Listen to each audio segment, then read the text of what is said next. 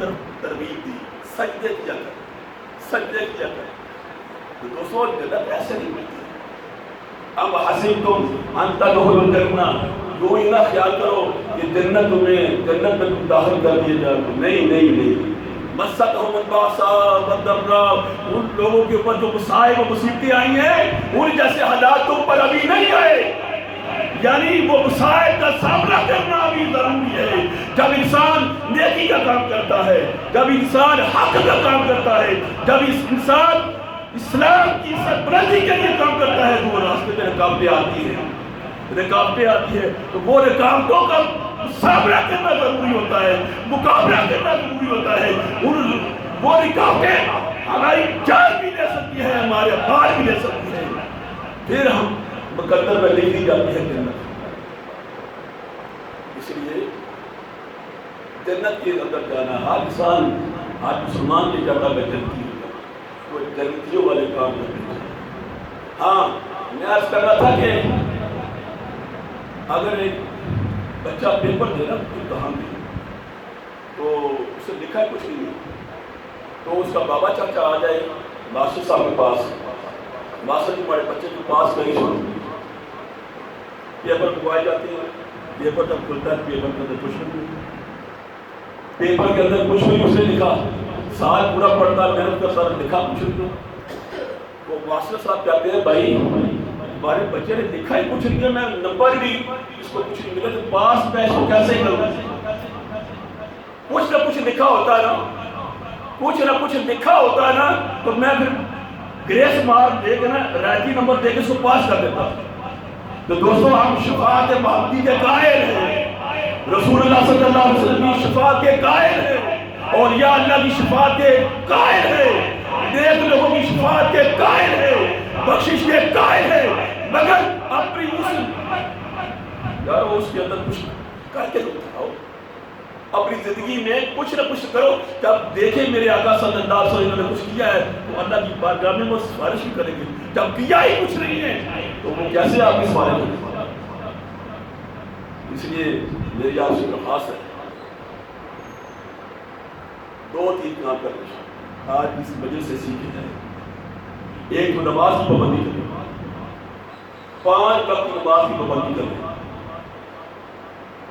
یہ جو نماز ہے اس کو نماز کو ایسی نہ سمجھے۔ نماز ایک بزرگ نے کہا تھا کہ یارو آج ہم جب بندہ نماز پڑھتا ہے تو اللہ سے کوئی نہ کوئی شاید ہوتا ہے، یا اللہ مجھے یہ دے، یا اللہ مجھے وہ دے، یا اللہ مجھے دے۔ اس نے کہا یار کبھی کبھی تو اللہ سے ملاقات کے لیے آ جائے گا، ہر وقت مانگتے رہتے ہو اللہ سے ملنے کے لیے آؤ۔ یہ نماز اللہ سے ملاقات ہے، اللہ اپنی ملاقات کے لیے 5 وقت آپ مسجد میں بلاتا ہے، آپ نے میرے ساتھ ملاقات کر، تیری ماں تجھ سے اتنی محبت کرتی ہے وہ تجھے اپنے سے جدا نہیں کرنا چاہتی ہے، تو ایسی مصیبت میں آتا ہے تیری ماں تڑپنا شروع کر دیتی ہے، تیرا باپ رونا شروع کر دیتا ہے، تو بہار میں ہوتا ہے کسی بیماری میں ہوتا ہے تیرے ماں باپ تجھ پر رونا شروع کر دیتے ہیں۔ بندے تجھے میں نے پیدا کیا، اگر تیری ماں تجھ سے اتنی محبت کرتی ہے تو پھر یہ بتا جو میں پیدا کرنے والا میں اتنی محبت کرتا ہوں۔ 5 وقت میرے ساتھ ملاقات کرنے کے لیے، مجھ سے ملنے کے لیے، یہ 5 وقت دوستوں نماز کی پابندی کرے۔ جس نے نماز کو چھوڑا گویا اس نے اسلام کو چھوڑا۔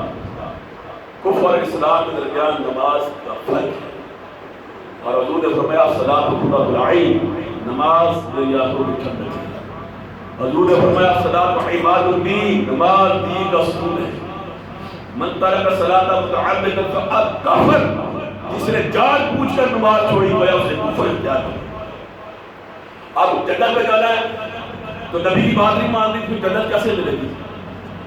آؤ آج ہم اپنے نبی صلی اللہ علیہ وسلم کی بات پر پورا عمل کریں کہ نماز نہیں کسی صورت نہیں چھوڑی، کسی صورت نہیں نماز نہیں چھوڑی، 5 وقت کی نماز کسی صورت نہیں چھوڑی۔ یاد رکھو اس کا کوئی عذر نہیں ہے، قیامت کے روز نماز کا کوئی عذر، یہاں عذر چل جاتے ہیں اور یہ میرے کپڑے پاک نہیں ہیں، فلان یہ فلان یہ فلان سارے کر دیتے ہیں، اور میرا کام تھا یہ، میں کام میں چلا گیا تھا جی، اور میرے گھر میں یہ پڑھ گیا تھا وہ کر. نماز کے لیے کوئی عذر نہیں ہوگا کیا مطلب روز. ایک بادشاہ کو بلایا جائے گا، بادشاہ صاحب تو نے نماز کیوں نہیں پڑھی؟ وہ رفاع نے دکھا ہے نماز کیوں نہیں پڑھی؟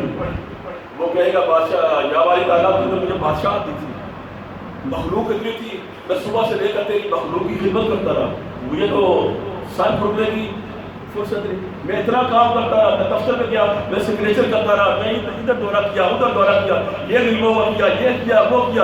اللہ کہے گا چھوڑو چھوڑو جھوٹ بولتا ہے، اٹھاؤ اس کو دونوں میں. فرمایا جائے گا بلاؤ یعقوب علیہ السلام کو، سلیمان علیہ السلام کو بلاؤ. یہ ان کے پاس ہمارے پاس سے زیادہ سلطنت تھی، یہ سلطنت چلاتے رہے مگر انہوں نے نماز نہیں چھوڑی. انہوں نے نماز چھوڑ دی. جھوٹ بولتے ہو اٹھاؤ 200 کو پھیر دو. دوسرا نگران کی ایک یادگار آئے گا، اس کو بلایا جائے گا. ہاں بھائی تو نے نماز پوری پڑھی. وہ کہے گا بھائی طرف میں نکے نکے 12-13 بچے سے میں صبح سے لے کے شام تک اتنا جا کمائی کر ان کو کھلاتا ہوں پڑھاتا ہوں، میرا تو ٹائم نہیں تھا نماز پڑھنے کے لیے. فرمایا یعقوب علیہ السلام کو بلاؤ. یعقوب علیہ السلام آئیں گے کہیں گے ان کے کتنے بچے ہیں؟ یہ بھی تو ان کے پاس بھی تو بچے ہیں نا، یہ بھی بچوں کو کھلاتے پڑھاتے رہے، یہ بھی مزدوری کرتے رہے، یہ بچوں کو پال سکتے ہیں. نماز نہیں چھوڑی، تو نے نماز نہیں چھوڑی ہے. جھوٹ بولتا ہے، اٹھاؤ اس کو 200 بولتے